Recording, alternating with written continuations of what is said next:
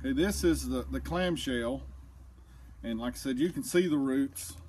You can see how far down the roots and stuff are going, and they're little bitty zip ties I put on the corners right here that I've already cut.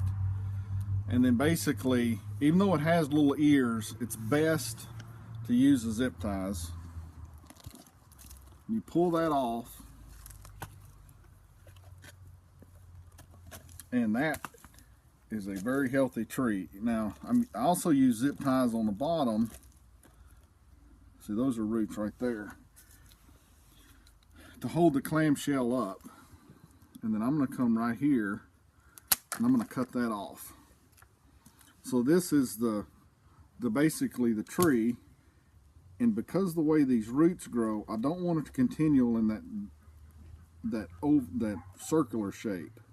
So I'm just going to tease these where some of these will come out. I'm going to sit that down in the pot.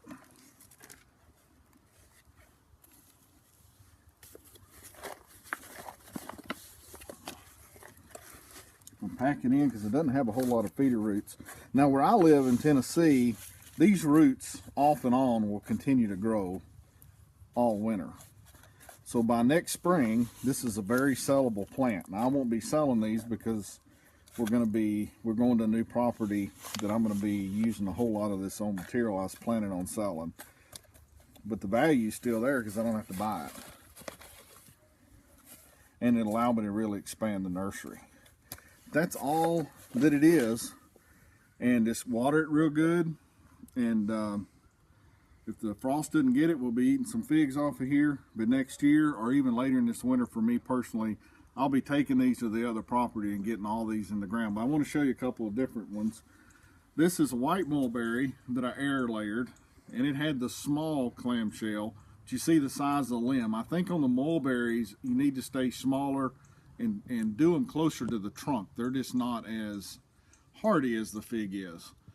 But off of that tree down there, I probably could have easily used 6, 8, 10 of the small clamshells and had these trees. This is bigger than you're going to get from Rain Tree Nursery for $29. So by using that, you know, you grow out several of these, use them for stock plants, and then you go through and you keep propagating off of them. Don't do it so hard that you hurt your mother plants. And then, you know, you can have $8,000, $10,000 of figs, $8,000, $10,000 of mulberries. You keep adding $8,000 and $10,000 together, all of a sudden you're up to some real grown-up money in your permaculture business. And think of the labor to get for what Rain Tree will sell this for. I'm not picking on them by any stretch, but $29, or how much lettuce is that, and how much other stuff of annuals that people are so worried about getting into when it comes to permaculture to be a quote farmer, when the point ought to be the system ought to pay for itself, and this is one way to do it.